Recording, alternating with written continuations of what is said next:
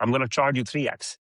But for me to do that, I would have your team to do this. And we're going to guarantee this result. If that result does not happen, then I'm going to work for free until you see that result. I believe the market is shifting to outcome-based models. The product is the people.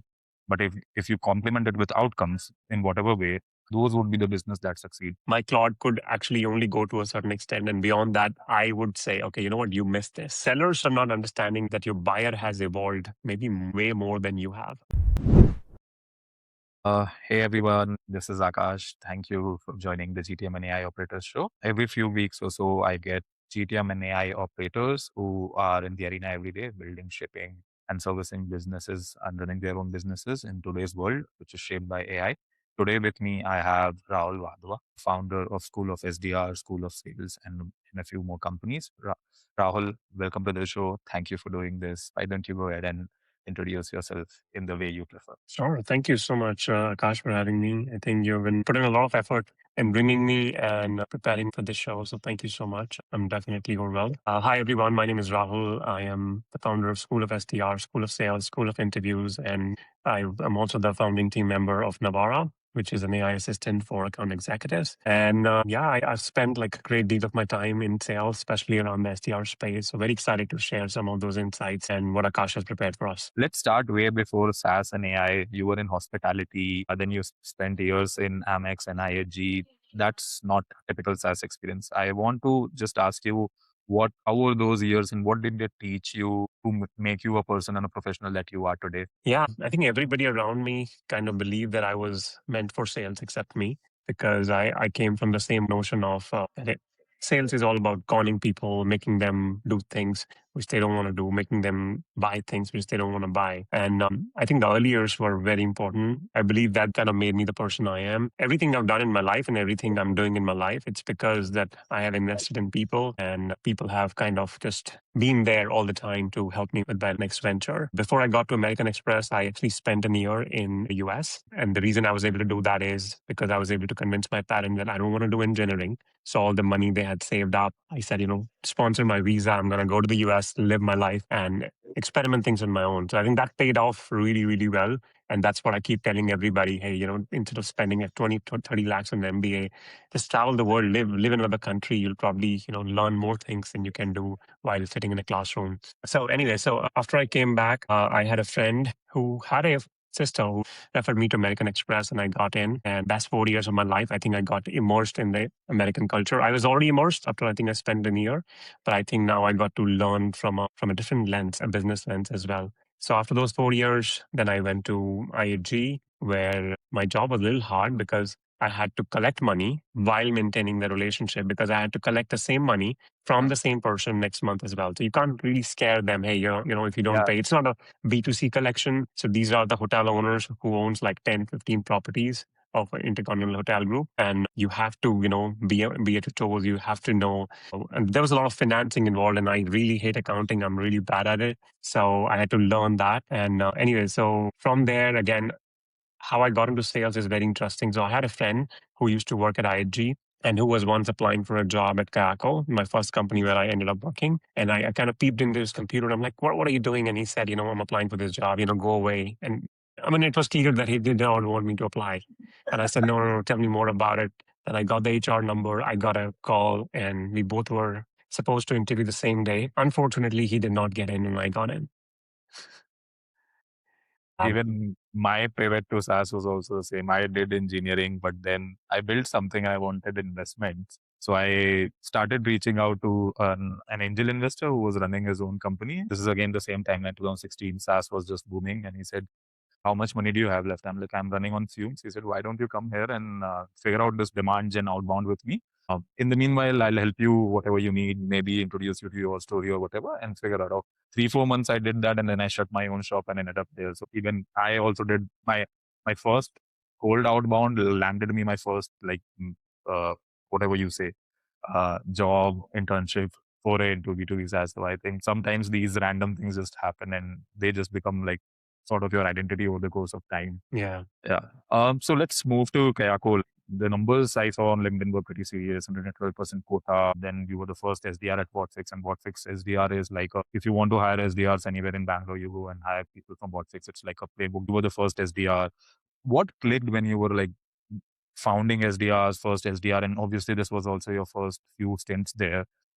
Then what changed as you like grew in the role from managing a team to the US part of it? How was that shift? Great question. I think, by the way, first of all, nobody has asked me these questions before. So thank you so much for doing an extensive research. I think if I talk about the founding SDR back then versus founding SDR today, I think that there's a massive difference. One, back then, this was like, I don't know, huge risk for me to move from Gurgaon to Bangalore, and that too in a company where I have no idea about the startups. I only got to know about startups a little bit, and my previous company, Kayako, was bootstrapped, so I had no idea about how funded companies even operate. I was probably that dumb back then. Anyways, I took risk. I think I'm a big risk taker, so I took that risk. I moved here and turned out to be the turning point of my life. I think the company was great, and the company is doing really, really well right now. I got that opportunity to become SDR leader within 7 months because of the numbers I was doing. And just like anybody, I think I wanted to become an account executive. But I think I had great leadership who probably saw something which I was not able to just all the time. So my manager, Vipul, at that time, who's a VP of marketing, I guess, or senior VP of marketing at Whatfix right now,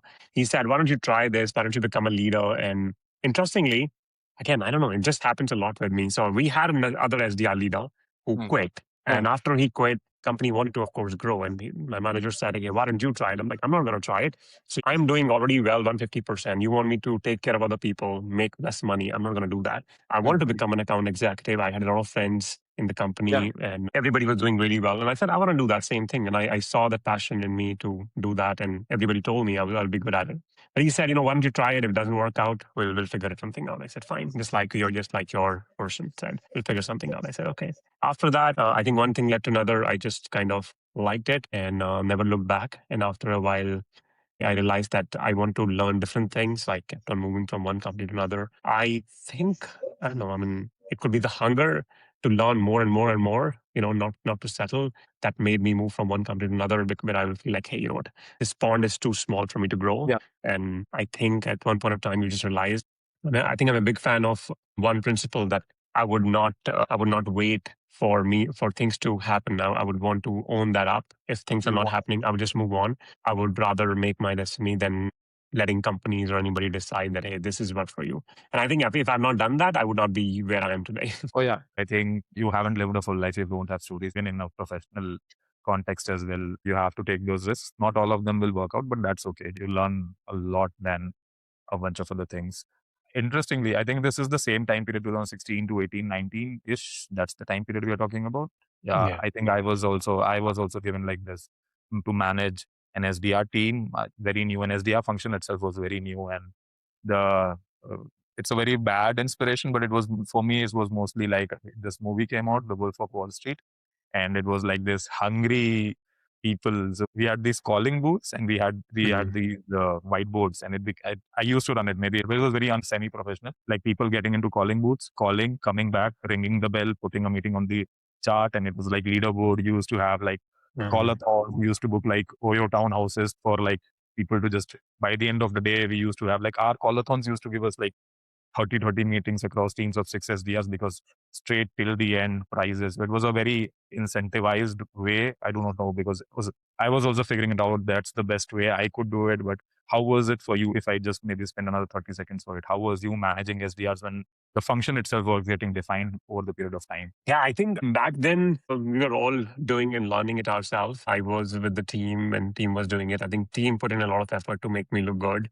I think we hired like super hungry people, like where one was competing with other, and another will get upset by if they did not get a meeting. So we're talking about those kind of people. Interestingly, because everybody was operating during the daytime. So in the night, it was just our team and probably customer success team on another floor. And we also used to have small booths, right? Account executives would usually go home because they would experience a lot of echo back then. And it was just me and the SDR team.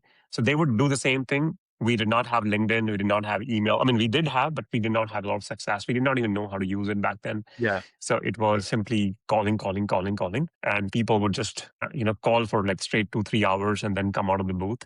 There were people who would not eat until they get a meeting. They were that hungry. So And yeah, I think gradually we kind of switched a little bit to moving to emails a little bit, including LinkedIn a little bit. But I think that was too early back then, 2018. Yeah, it took us a while to streamline operations, if I might say. But at the same time, we were also dealing with enterprise. So that was even a bigger deal because it's usually people go from SMB to mid-market to enterprise.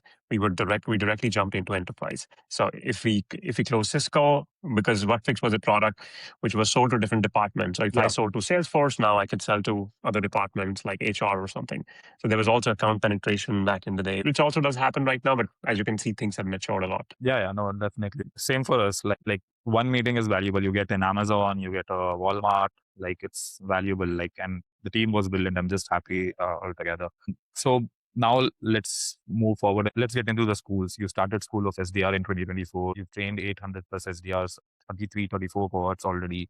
Placement numbers and the logos are amazing. Then you added 2 more schools. Talk us through it. Like, what was the trigger? You just mentioned that everything was almost really great at Whatfix and the other as an SDR and SDR leader. From a personal lens, how all of this came into folding and how did all of this happen? See, I'll tell you what, I think one thing I realized is I'm not really a good idea person. I'm a very good executor, but I'm not somebody who comes up with great ideas. School of SDR was in a different shape or form before it became School of SDR. It was started by my founder, Maruti, who is currently the CEO of Nevara. And he was running like small cohorts, similar to what we're doing, but he was running small cohort because, of course, he was also head of sales at Almabase. So he had little time, and with little time he had, he was trying to run this for some companies who had hired SDR with no experience. And he brought me as a guest in one of the session, and then we hit it off. And he said, "Hey, do you want to try this? Do you want to do this?" And I'm like, "No, I don't think so. I have time." And given the full time roles I had with other companies, I kind of did not commit to it. Then once I was in the US for 6 months and I had a lot of time in the night, which was morning of India time. And I said, let me try it. Let me try it for one cohort. And I tried it and I'm like, oh my God, there's so many things I want to change here. And I always loved coaching after I got into this. Then one day, one fine day, we said, you know what, we're going to change the name. We did not have the name. I think we named it probably 2.5 years, 3 years back. And I always wanted a name where I don't have to introduce what I do. Most schools would go with, this school, that school. I'm like, I would have to explain what I do. I want to keep things simple so much that when people read the school name, they should automatically know what this is, right? And also, I was inspired by School of Rock, the movie. So I'm like, hey, I'm going to do something different.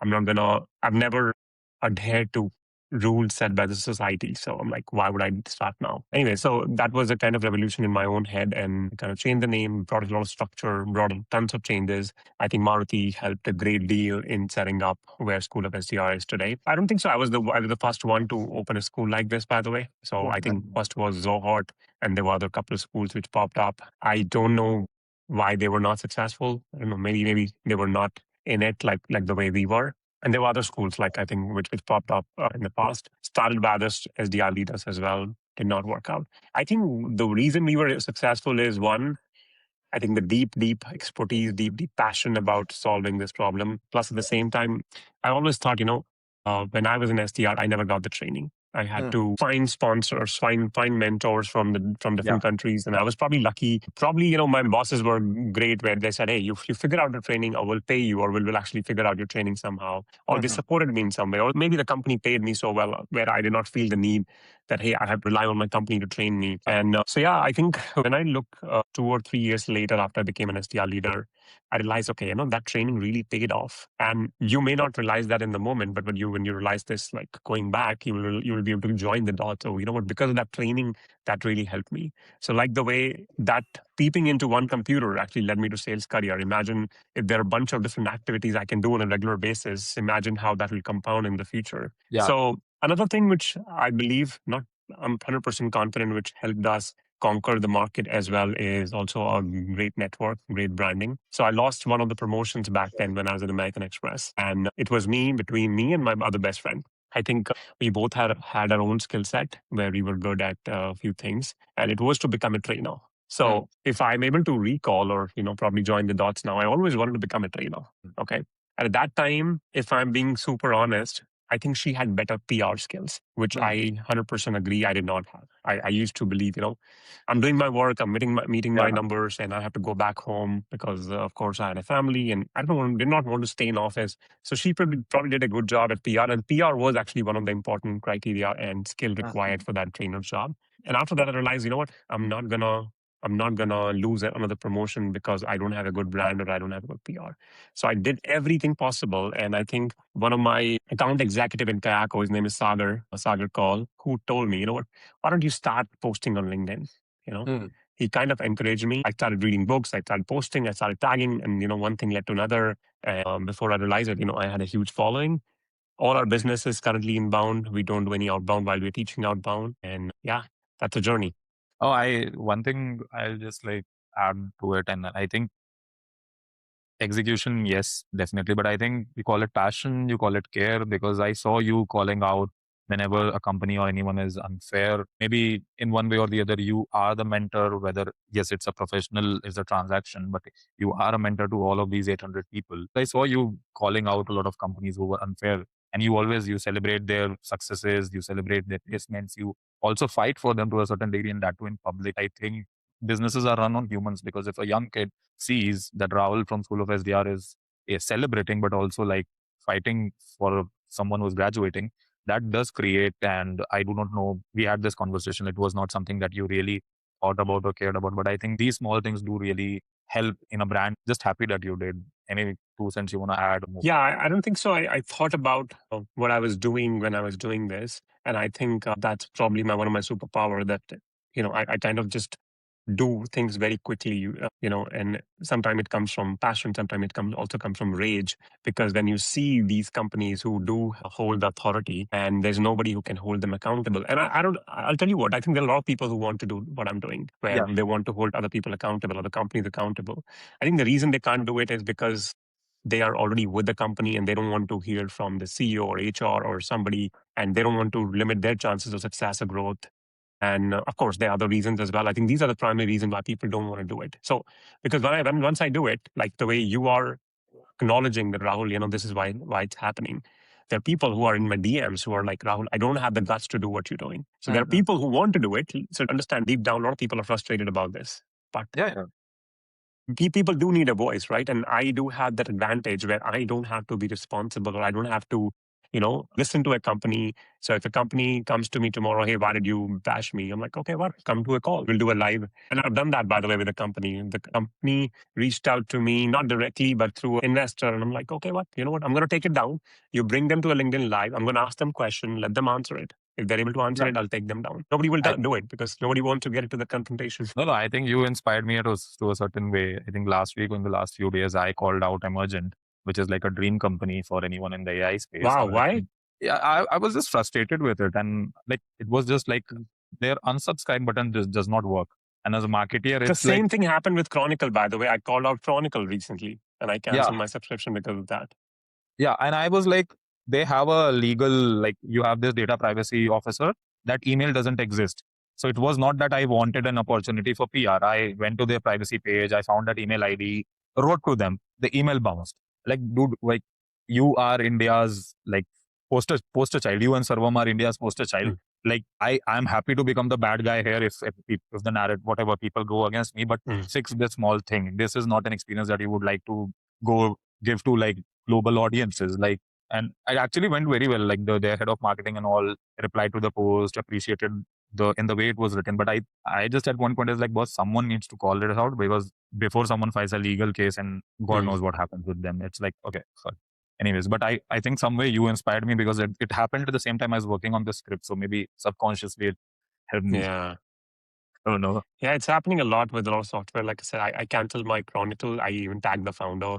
Then founder tagged the support team. The support button does not work. There's no support email address. So for 15 days, I did not even know which account to use, because I don't know, it was just confusing. It's a great product. I think fantastic product, but I think very poor support. Yeah, I think with this, maybe a topic for discussion for another day. Yeah. But yeah.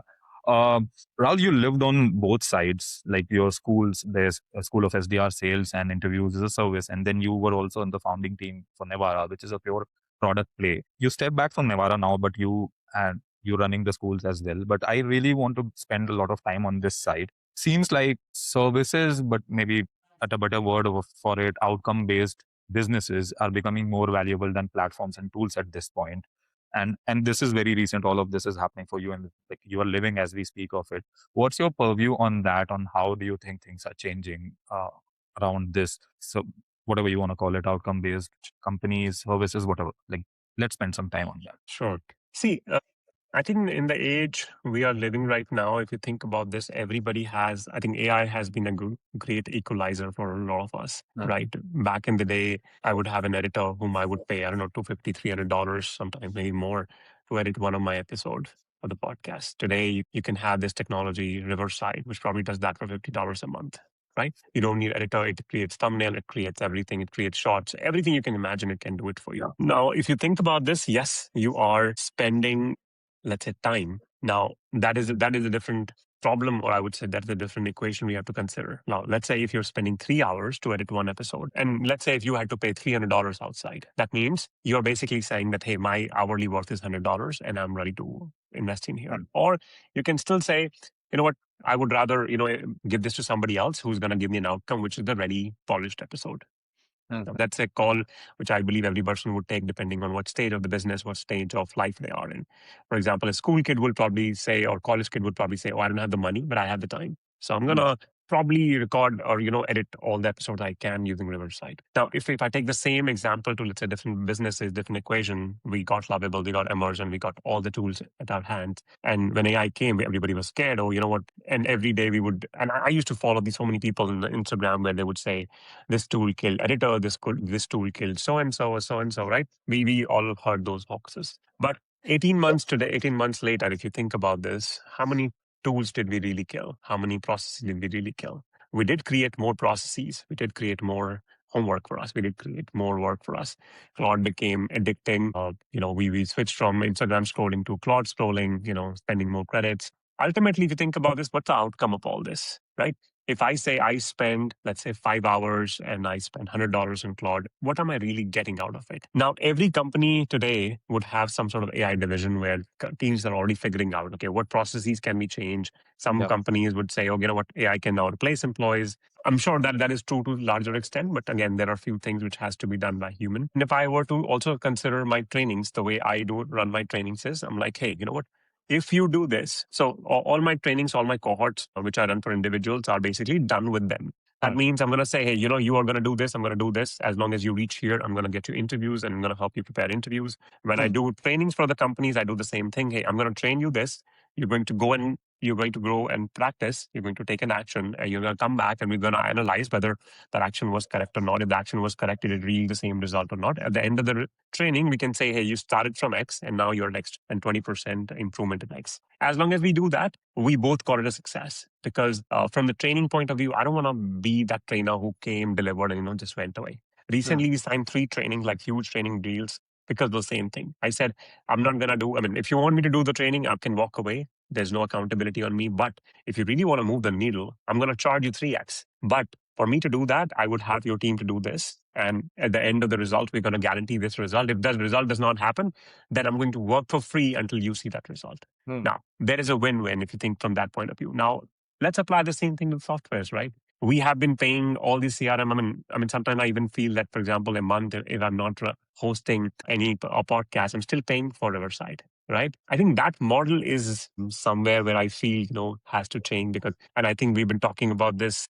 We have seen this happening for a lot of companies and I think I have used a bunch of tools like that where, I will load the credits and those credits are available for me for as long as I want to use it. It's not time bound that I have to use it in a month. And I think that is where I believe the market is shifting to, which is like browsing outcome-based models. Oh, I think it's a very good analogy because in training is the product. There is one way the training could be given, which is you could just record it or you could just do a session day in, day out. But as you get involved in the outcome, it becomes more valuable that's the part that you're saying, that's the win-win. And it's the same for software. It's actually true for like both of us are paying for Riverside and Riverside, I don't think has moved to it.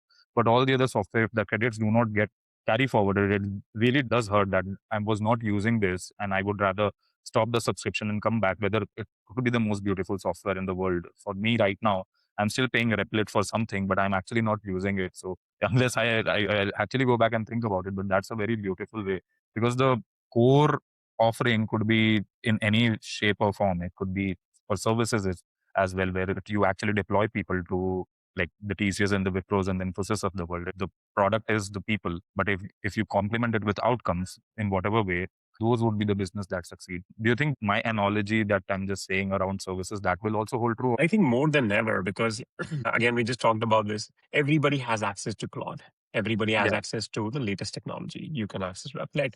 Now, if you, I mean, I know of like less than 5 people who have actually built something like which is worth selling or which is worth using. Most of the people are, I think, using it at the surface level because one, it has kind of diminished their power of thinking. Yet there's a lot more reliance on the technology to even do the thinking. If you ask them, hey, how do you use Claude? Most people, I mean, if I asked even a salesperson, how do you use Claude? And when I see how they're using it, they're most likely picked up a template from somewhere else and they're trying to replicate the same thing in that. So where is your original thinking? Where did you say that, hey, let me take a step back and first analyze what are the processes in my company or in my own work which requires any of the automation, and then maybe try to do that. Yeah, so long story short, I think not everybody is able to use AI, and I think we are at that age right now where companies, I think people like me who would probably make more money than people selling product, because teaching these products itself is a big deal. And some of these products, I'm pretty sure you and I must have both realized they're so complicated. For example, I can't use Cursor. Okay, I've tried it. It's just beyond my understanding, and I would rather use a simpler product. So either companies would switch towards making simpler product which anybody can understand, because right now the whole thought of going to terminal and writing Yeah, these codes, I could right? not. It just this overwhelms me, and I'm like, hey, I would rather stick to something simple. Same for me. I cannot use Claude Code. Like I have an engineering background. I was a software engineer. Like I've built products both on Emergent and Replit, but somehow like maybe it's just the interface of Replit or Emergent that makes me like I can understand what is happening beyond the terminal, but the moment you ask me to do the same thing on Claude Code, maybe it is the most powerful tool, but I just cannot. It doesn't like just work for me. Most of the audience for the show, or even for my for my distribution channels, LinkedIn and Twitter mainly, are operators who are founder curious, or who like the top performers in their job, who are on their way but not there yet. And so just thinking to maybe we could make a little bit practical for them. There's a common theme around that non-technical people should stick to GTM side of stuff and not trying to build. And you came from a non-technical background, you build things yourself. What's your thought on that? Like non-technical people part around, or the idea around non-technical people going deep on building to begin with? I think before that, we need to just dismiss the notion as a whole that any particular group of people deciding that, this group of people should do this and this group of people should do that. Like, we live in a world where we have enough examples of people fighting all the odds and doing it. Now, I can imagine where that might be coming from, that, hey, you know what, because there's a higher chance of success. Sure. We're not going to deny. And I'm not sure if you follow, let's say, Claude as much as I do, or I'm sure everybody follows the company Anthropic. I think Anthropic recently hired people who were philosophers. Like, why does a technology company need to hire people who are philosophers? Because I believe there's a cross learning, and there are a few things which tech people would not know. There are things which non-tech people would not know. For example, if I am building a product, I think I have a deeper understanding of people, which a techie would not have. Because techie might be thinking in a linear fashion, and they might have built great products. I'm not denying it. But similarly, same is vice versa is also true, right? Non-techie or techie person would actually bring your technology piece saying that, hey, this is not possible. Even with the code, even with everything, this is not possible. Like, while there is ambition, there is also a little bit of reality check as well. Again, as I said, there are a few things which are transferable, I believe. For example, because now with AI, we have coded so much where we have learned, okay, how one thing will connect to another. Sure, there would be another deeper layer which I don't understand. For example, I don't understand what Supabase does, right? But I can still find out. I can still understand this a little bit.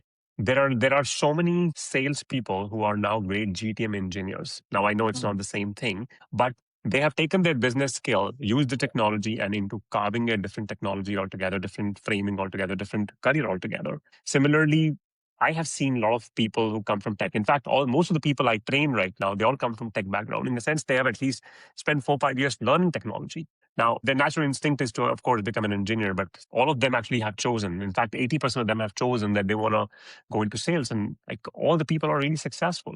So I think we should simply dismiss this notion when somebody says, "Oh, this person can't do this," or "This person can't stay in their lane." This is like, I think, stay in your lane kind of a thing, where society is again trying to teach you that women should do this, men should do that. I don't know. Yeah, I know. I think one of the things, if I have to like connect it, I think one of the parts is, one is the transferability of it. What parts of it can you transfer? And the second part of it is like I wouldn't call it like the limit.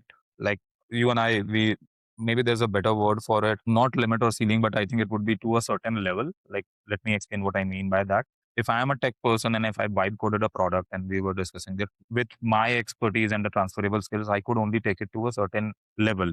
And beyond that, you really do need the technical expertise to take it to a certain scale. Similarly, if I am a technical solopreneur and I build a product, I could only do GTM in terms of selling, preparing for a demo, the outbound, to a certain level. Beyond that, I need that trade secret, or someone who has spent 20 years doing one thing will obviously be better than the last 5 years of data that Claude has. Because what I would say it boils down to this point is like, AI is built on law of averages. Now it's built for across the internet. But one who has spent 20 years is obviously much, much ahead of the average output of the AI, whether it's for building or for output. Do you think that's something that I'm thinking in the right track? Yes, I know what you mean. Okay.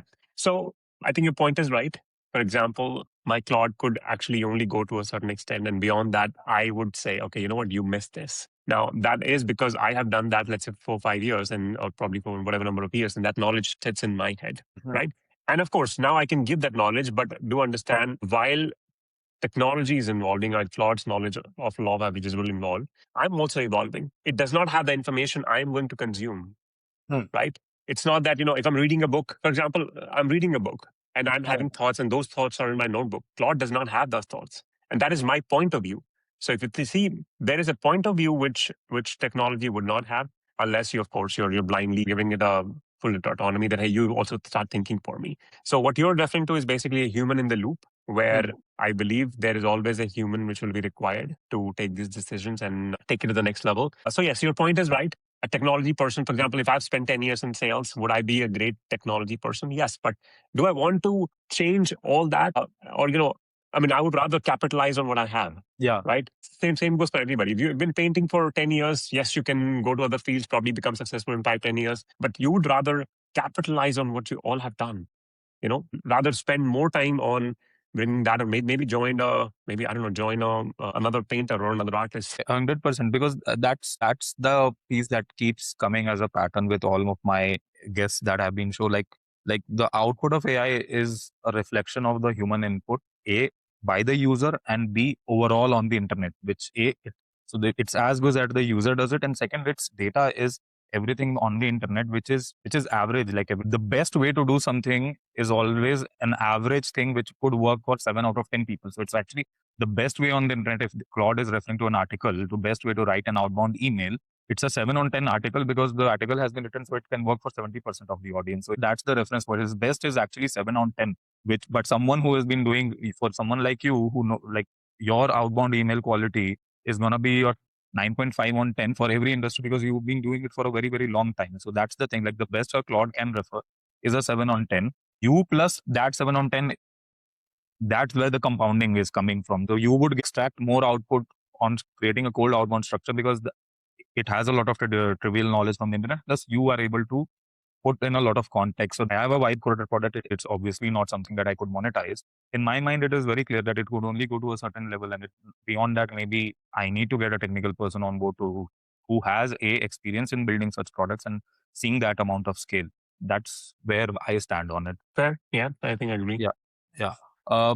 One last question on the audience part of it. So if I am on the cusp of thinking about starting something, or maybe jumping onto the entrepreneur journey, whether via product or service or whatever shape or form it is, how would I structure that? Obviously, anyone the persona here I'm talking about is someone who has a lot of experience in doing one thing really well, whether they are a really good developer, they are a really good RevOps person, they are a really good salesperson, whatever.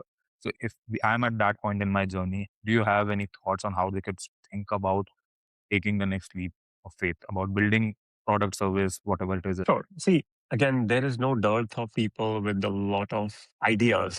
I think, as I pointed out, I think the best advice I got from CEO of Luri was ideas are a commodity, execution is not.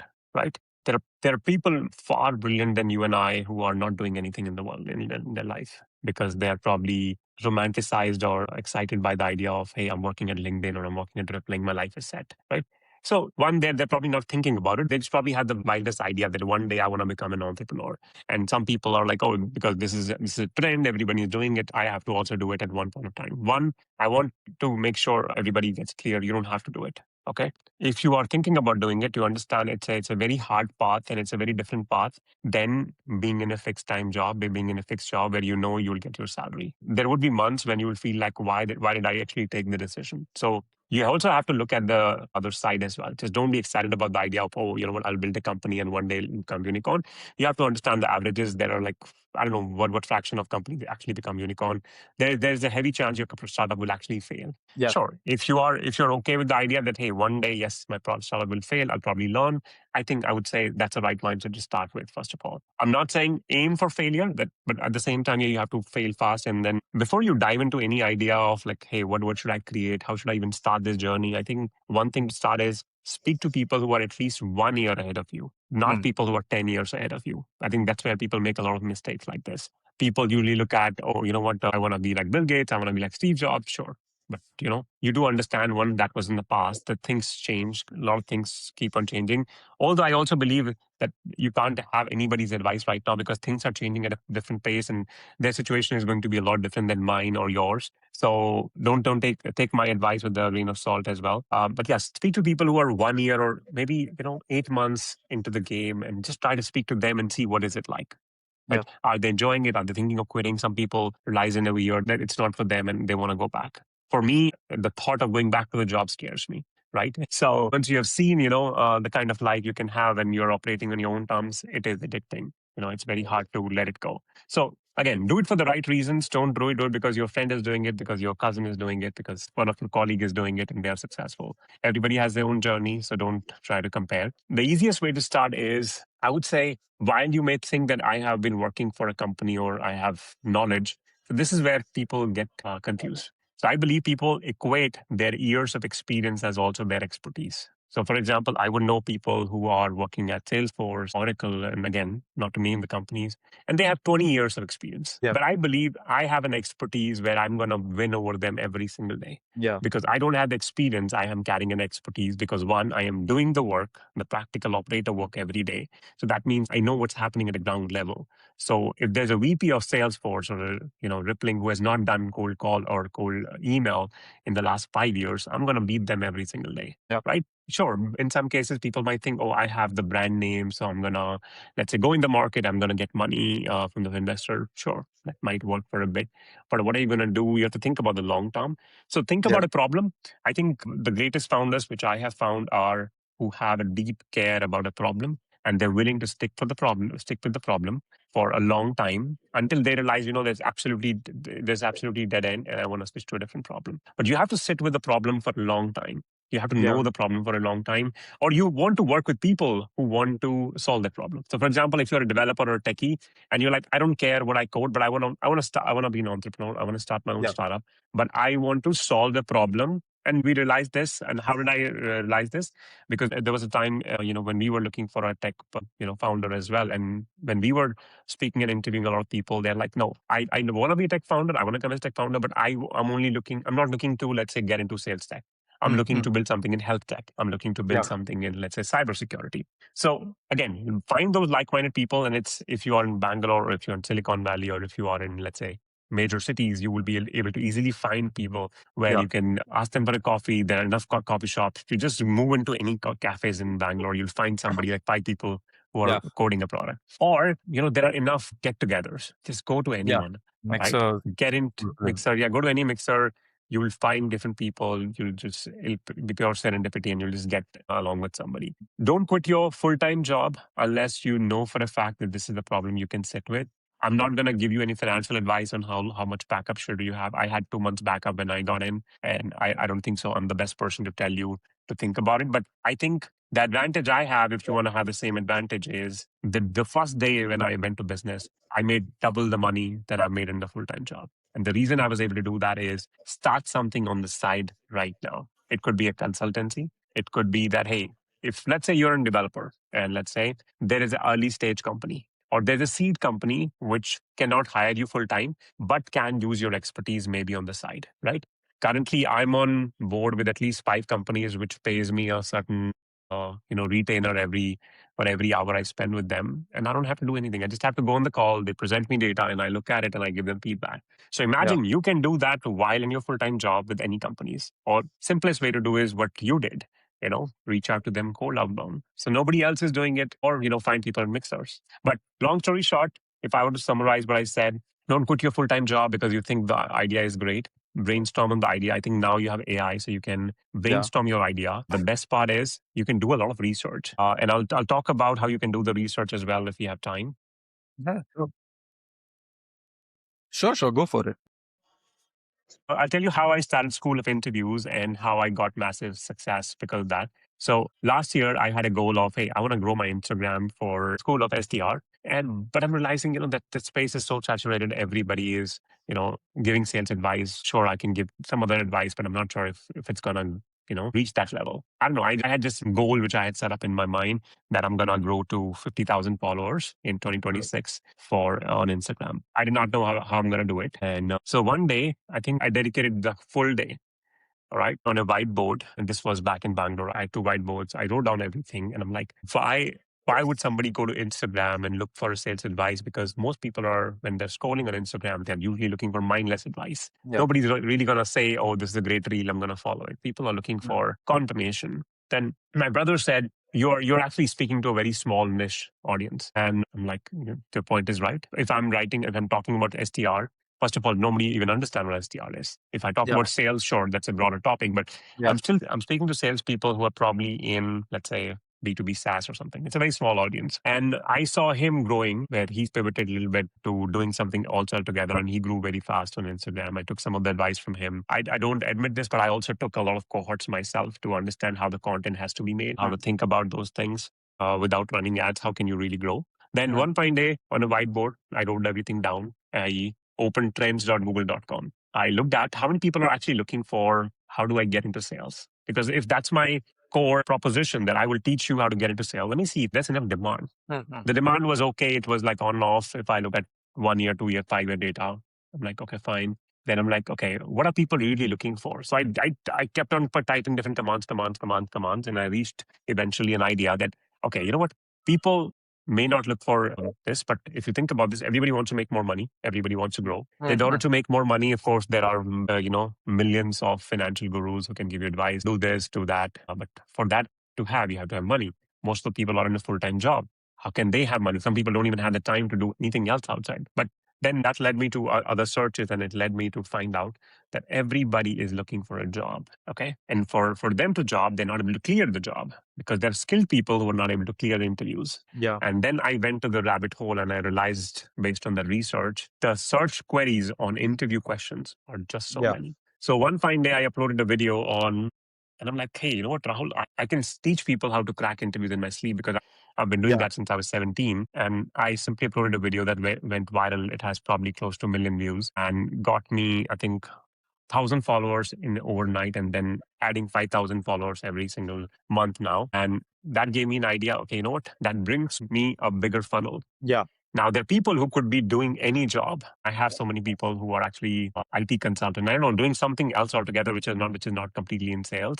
But when these people see, okay, this is a guy who also runs School of SDR where he can help me get into sales, that brings me other funnel. And that's how I would suggest you that you can do it. But you have to be patient about this process. It took me probably a year to think about. You probably don't have to spend a year. But what I'm saying is you need a clear mind. Just spend a full day, dedicate a full day to think about what you want to do. Think about what are your strong skills. One of the simplest example I can tell you is if people were to think of you, if people were to think of Aakash, what is one thing they can say, dude, you have to go to Aakash. He's the best at it. Yeah.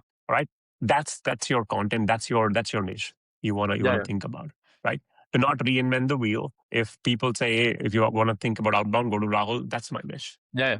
I don't I do think anything else. that's work for me. It's as simple. I have one thing which is 0 to 1 go to market, which I think I've done it for 4 times in an employment context. And now I have helped like 5 clients to cross that barrier. So I may not know everything else. I do not know what happens after a company hits 10 million. I'm 100% true about it. But how do you get to your first 200, 300 clients? I know this. And especially in the last 6 months, I have to evolve so much because SEO has become AEO, like outbound has changed so much. So I thought I knew this from the last 10 years of my experience, but then the amount of stuff that I have to do, like reinvent myself on smaller things, like how LinkedIn has changed, how advertising has changed. I don't think anyone is putting money in Google ads because no one is searching on Google. People are just searching on it. It's like years of experience like gone down. So I think that's the thing. I may not know a lot of things very well, but I do know one thing is how to take a company from 0 to 200 customers. And congrats, the moment you reach 200 customers, my job is done. The moment you have a playbook to reach the first 50 customers and it's working, my job is done. For everything else in the world, there are so many other people I'm more than happy to connect. But after that, for this one problem, which has a life of good 2 years, I'm your guy in one way or the other. That's what I have realized about myself. And yes, as you said, it's been 6 months for me. And all my clients are inbound. They're all pretty happy and they're seeing now actual results because the infrastructure phase and all of that, everything is done. And they are now seeing, okay, the engine is now starting to turn. Now everything will compound for them, everything. And my retainers were also structured in the first few months when it's all about infrastructure, data, setting up play instantly and all of that. The retainers were low. As now they start seeing results, the retainer also trickle. I think every person agree. And that's how even I do not know about building sales tech product, a SaaS tech product, or a market product. This is one thing I know. Maybe this could be productized in a year or so, but this is one thing that I know end to end. And even the parts that I do not know or the parts that are getting evolved because of AI, because this is genuinely something that I like, I spend a lot of time. AEO is so new that my last guest, Nitya, she built a product on agent in the optimization. So I've just partnered with her. So she teaches me because they have a product now on AU. Same with you, like the outbound that I know has changed. So I'm going to go to Rahul. Rahul, what's new in outbound? Like I have this client. So I am thinking about problems in this way. But at the end, my clients are getting the results that they want. So in my head, it's as simple. And I'm really thankful for you because I'm relatively very new to all of this, for echoing this from someone who has at least done it a lot more years than me. That yes, I am to a certain degree on the right track. Yeah, I think one more thing I want to add. I think a lot of people, what they do is, while it's good to taste water from every pond, I think I come from a different ideology where I believe I want to become a specialist rather than become a generalist. A lot of people tend to become generalists. I mean, I have tons of people in my DM. Oh, Rahul, I have worked in APAC, I've worked in US, I've worked in India, I've worked in. So I'm like, okay, dude, what's your expertise? What is one area where, what is one geography, what is one industry where you can say, Rahul, that I am actually really, really good at it? Yeah. And if you can't tell me, people still have lived that notion, that if you do multiple things, if you're going to wear multiple hats, it's going to make you look good, make you look versatile. I think the opposite. I don't think that way. I think if you do one thing really, really, really well. So I think, people do need to realize this in your daily life. Yeah. Right. What is one guy you call when you have a problem with X? Yes. If you are operating it that way, then why are you operating it differently when it comes to your job or your career? Yeah. Right? Why are you trying to wear multiple hats? Think about this, right? If you have a car painter who is also, let's say, who also runs a laundry, who also does multiple things, you tend to not trust him as much versus a guy whose job is for the last 15 years just to paint cars. Yeah. It's very simple. I 100% echo it, and I think I don't know a lot of things. I do not know how PLG works at all. I know I will never ever get enterprise clients, or I'm typically unemployable by the LinkedIns and the Googles and the Metas of the world, because the expertise that I've built over the last 10 years only applies to getting maybe your 1 to 10 million journey, and only to the first 200 customers. And that too in the North America, India market. APAC, sorry, I'm not your guy. MEA, I'm not your guy. That's about it. And Rahul, if I really have to zoom out, AI actually didn't break go to market, it exposed it. You've seen the pattern across a lot of places. You have talked about it in your show. You have had guests, your peers, and people from the across the spectrum who have talked about it. The first thing that I found from your show is like you found a pattern which was across 5 different operators from the show, which is the clean ICP, the real buyer plane, data, honest, systems before automation. So let's start from there. So I think some of the patterns we found by talking to these operators, but at the same time, or learnings which we found after working. So the way I want people to think is there is this superpower all of us have, which is AI. Right? It's like a spray gun, right? You can move into any direction and make it powerful, make it achieve a goal. Think of it the same way. So today, assuming that you are at the zero journey, you are trying to acquire your first customers. Try to understand where does your customer live in the sense, are they on LinkedIn? Are they actually CHROs, for example? And we have seen some companies, for example, who are selling to CHROs, like enterprises. So you have to understand your audience really, really well. I think most people, except the founders, I don't see a lot of companies or a lot of individuals, even the early employees, understanding what is that recipe. Now, this is one thing which I, in fact, teach in our classroom where I say, if you don't get this right, there's absolutely nothing for you to really learn. And there's everything you do after that is going to go wrong. So a simple exercise I want all of you to do in case you are, let's say, a small company. Go into a room and ask everybody to take a blank sheet of paper and ask everybody to write down their ICP. And if you believe everybody is writing a different number, that's your problem. All right. That's your number one problem because now you're all hitting in different directions. All of you not thinking, all of you not talking in the same language. And I've seen usually leadership sometimes still aligns, but even in the leadership, I've seen there are minor things, which founder is talking a different language, a leader is talking a different language. And that means whenever you're discussing, it feels like a Chinese whisper at times because founder is probably, building the product, dealing with all the companies, all the departments, dealing with investors, gathering those information. And he may or may not be able to doing a good job to distilling that information to the leader. And leader not doing the good job again to the other people. So unless all these things do not live in writing, first of all, you are going in the wrong path. Second, once you've discovered where your audience lie, think about what are the best ways to acquire them. So if they are on LinkedIn, do you want to reach out to them via LinkedIn directly? Do you want to host webinars with people whom they might admire? And I'm only talking about the entire GTM from the point of view of acquiring the customers, right? And I'm pretty sure you would have a different view because you also work in the similar domain. So for example, for Nevara, the way we try to do that is ours is a sales audience. We sell to account executives. So I'm going to reveal some of the secrets as to how we acquired the first set of customers. Of course, you can go through investor, you can go through your referrals. But I think some of the things which we tried is we started with only 2 states because my founder is in New York. So we started with 2 states where he can be there. He was in New York and he used to frequently visit SF as well. So we founded all the tech companies who are headquartered in New York and SF and where they have account executives also who are there. So before we did any of that, and now it might seem like, okay, you know what, you did that. But understand, in order to even do that for Nevara, we required a lot of data points. So we needed account executives who are at least 2 to 3 years in experience. So that's where Navigator comes in. We also needed people who are in that same company where they are right now, but they have at least been with the company for 6+ months, right? That's where Navigator comes in. Then we also wanted people, and this was the biggest data point for us, which took us a while to get it.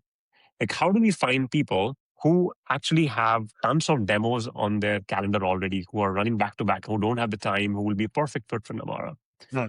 So the way we founded this, and which I believe a lot of people may miss, again, it's a minor detail for us. We looked at all the customers, even after we sold to customer, even when we acquired them, we talked to account executives again. And this is a job your either CSM can do or you can do that if you are new. So we spoke to them, hey, how are you actually acquiring these customers right now? How are your demos coming right now?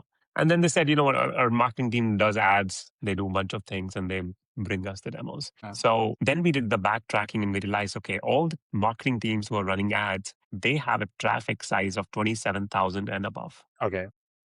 So that became our new proxy. And this was not possible using AI. This was not possible using anything. This is where you require a human point of view. So after we reached that conclusion, now bam, you know what? I have the entire database. At all times, I can tell you how many companies are exactly in our universe. And if I have an agent which is going to look for, let's say, a new company, that is going to check for all these parameters. They have an account executive. They have more than 4 account executive. Account executives have to have this. There are other proxies as well, if you think about this. My tier A plus account would be where it meets all the criteria, and they also have an SDR team, right? If there are 3, 4 SDR teams, that means they're also plugging in more demos. And if they're hiring, the rating even become better. Now, that was one. Adding on to it, we realized that, hey, all the account executives are super active on LinkedIn. They're commenting, they're doing so much. They're, in the President Club and whatnot. So we found different technologies which allows us to scrape all these influencers' profile, quickly figure out our ICP and run a very targeted LinkedIn messaging campaign, which would result us into 30% plus reply rate. Now, that was us because we sell to sales leaders or sorry, we sell to salespeople. So we have to give the benefit of doubt to us that yes, our audience lives on LinkedIn. So the point, long story short, we have to know that these audience live on LinkedIn. And like I said, we only targeted New York and SF. Now, at times when these people would not reply, we would simply barge into their office and we would of course, we use a lot of AI clay and whatnot to find their addresses, vet their addresses. In some cases, we also realize, okay, you know what, even though that address was available on clay, on Google, the company did not exist there. So those were learnings we found. Anyway, so what we also did is we printed these coffee bags with our logo and branding on it. And my founder would actually go on cycle. We would also post his story that, hey, today he's going to go to 5 companies. We will tag those companies, hey, we're going to come into your office today. And either these companies will say, oh, we were looking forward to it. Or, and in fact, he will also announce to their leaders as well, hey, we're going to go into your office today. Look forward to seeing you. Sometimes we will not be, I think in a very rare instance, we will not be allowed to go in. But in most cases, we will get the picture. My founder would make them install Nevara right there. Or we would use that picture. Sometimes if let's say we are going for Aakash. Aakash is not in the office.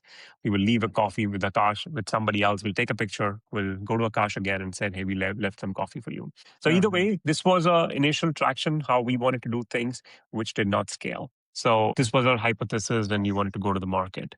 Do you have any questions so far? No, I think it's a very good story. I think we got a lot of operator who also operated the same way. Because you have to think about this, no matter what idea you think of right now, you have to think about like how would it reach the user today. So like you said, for School of SDR, believe it or not, I have closed 6 or 7 companies because they came looking at hiring crimes. In fact, one of the company I closed, I had tagged them in hiring crimes. Okay.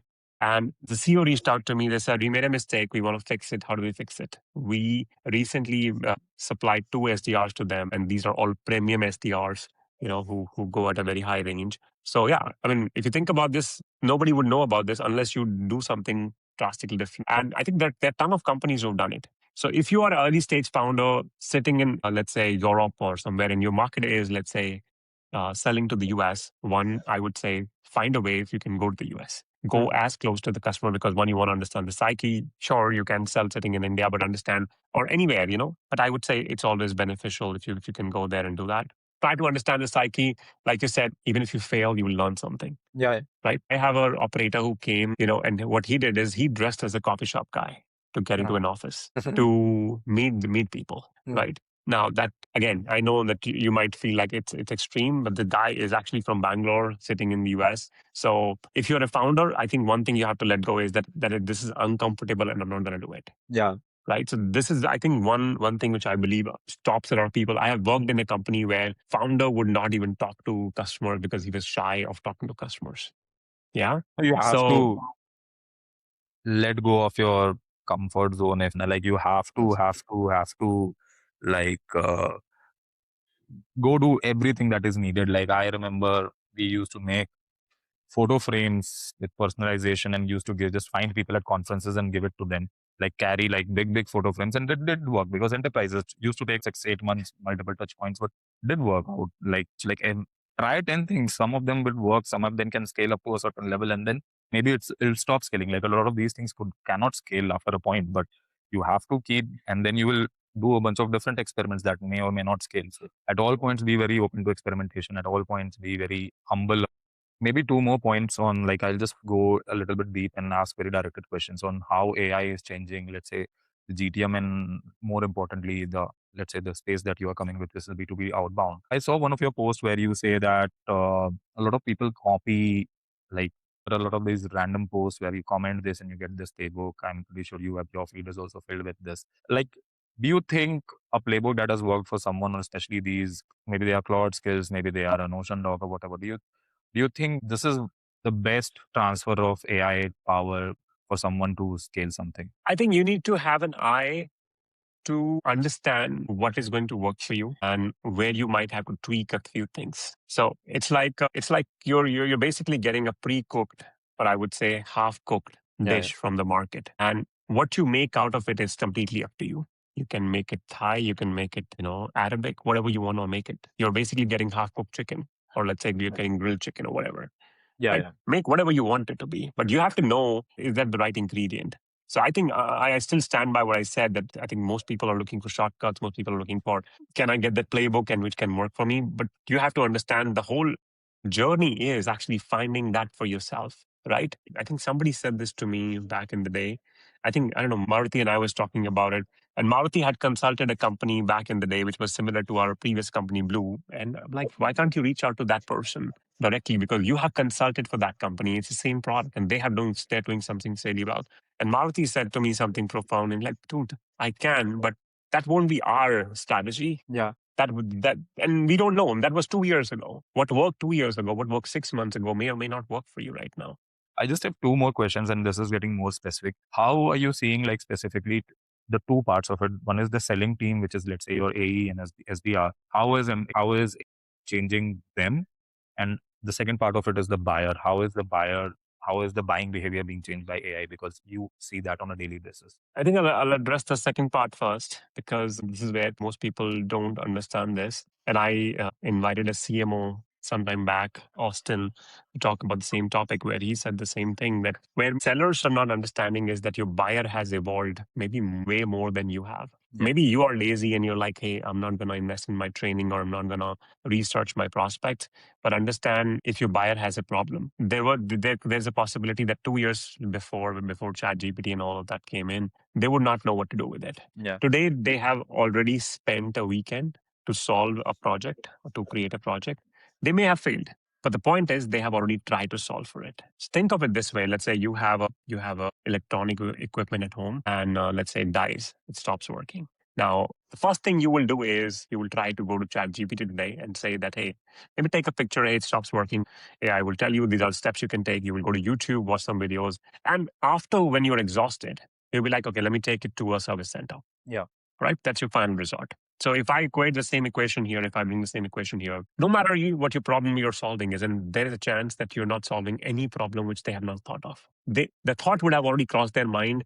They have educated themselves in some way. They have attended some webinars. They know what's happening in the market. They attend a lot of conferences. They get invited to a lot of conferences. They get a lot of cold calls. So that means they have heard every pitch. That means they've already thought about it. What they don't know is your unique point of view, right? Like everybody knows, okay, and every company who's trying to sell is either trying to make the company make more money, save money, or save time, right? It has to be either of that. Then you have to realize, okay, what is your pitch? Is it to make money?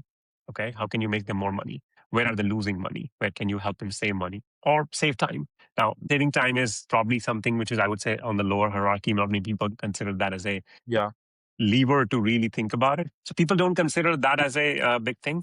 So you have to understand your buyer has evolved. So, and if anybody wants to go back to the podcast with Austin, where he talked about the same thing, the SDR cold called him, and Austin had a question. SDR did not have the information, and SDR said, "You come to the call, you come to the demo. My AE is going to answer that." So, and buyer is not going to wait for your answer because you're hiding behind a wall today. They need answers today. What they are coming to see, what you can definitely hide is your product, how it works. But you can't have the basic answers not being accessible to the individual. So again, long story short, your buyer has evolved. You have to understand that they already have heard all the pitches. So you have to go with your viewpoint. You have to tell them something they may not have thought of, right? Because they might have research from their angle. They may not have research from a point of view which they may not be aware of. Now, your second question was on the seller? How the same part now, with the same understanding, how do the selling team, which is both the A's and the SDR, how do they evolve? What do they need to do? I think if I were to, let's say, go 1 year or 2 year back, most teams would operate. Companies would assign a certain number of accounts for month, for quarter, and then teams will go and hunt 10, 15 account, whatever the capacity, go on day after day. But today, if you realize this, your competitors and everybody in the market probably has the same access. Whatever do you have? So of course, there will be few things which you only can do, which may involve that your messaging is stronger. or when you are on the phone, you're able to have a better conversation with, let's say, in comparison to somebody else. Or you again have to have a viewpoint. You can't just go with the script. Hey, we do this, we do that. It's similar to telemarketing today. Second, where teams are evolving today is having the right set of accounts. And when I say the right set of accounts, your scoring model, like what makes the account, let's say, A or A plus. So if I were to ask a company today, hey, can you tell me what does your tier A and tier A plus account look like? And if you can't tell me that, and what is the difference between tier A plus, B, B plus, and so on, that means you have not thought about it. And you're probably trying to think on the fly. And that means you don't have a clear criteria on what, if this criteria exists, this is a good account. And that means your team is now scattered, going after all the accounts equally. And that's a fatal problem to solve for. If you have acknowledged, yes, this is a problem, then one I would say, go and fix this. Second, today's SDR team, I would not want my SDR team to spend more than 30 minutes figuring out what to write, what to send, okay, and what to say on the phone. If your SDR team is spending more than 30 minutes, given all the Claude skill and given all the technology you have, then you're not doing it right. There, most of the time should be spent, whether you're an AE or SDR, is strategizing who to go after, what to say. Basically, if I was an SDR, I would spend like 6 hours on the phone today,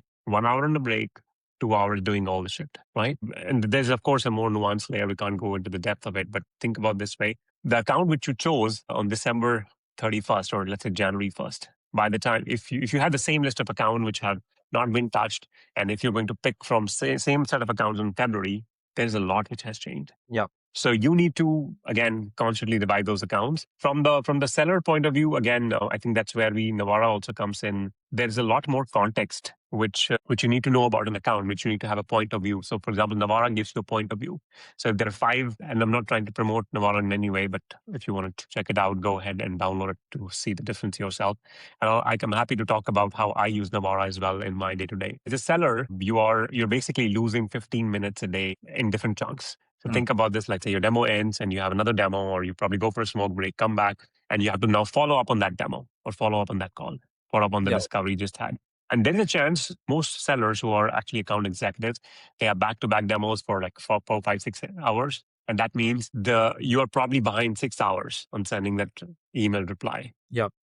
Think about how would you solve it. I mean, again, a lot of account executives, I know they've already solved it. They would have some sort of Claude skill inbuilt, which will give them a summary, which they would have some sort of recorder, which is going to give them the same summary. So if you have something on those lines, do understand and maybe go to some university of that particular product and try to understand how you can maximize that.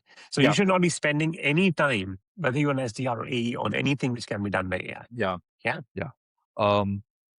Hey, Rahul, this has been really, really, really amazing. We covered a lot of ground, from the outcome-based model to your early days, to how AI is changing, how can operators think about starting up, to how early-stage founders, live examples and real life stories, to how the buying and the selling committee is evolving, and how people should make the most of it.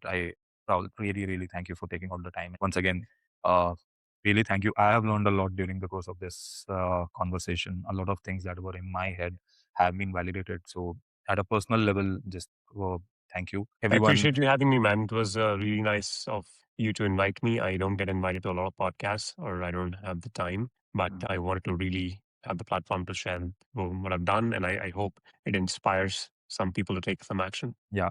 Everyone who has stayed today, and thank you for joining. This was Rahul. I am Aakash, and this is GTM and AI Operator Show. See you in the next episode. Thank you, folks. Thank you so much for having me. Take care.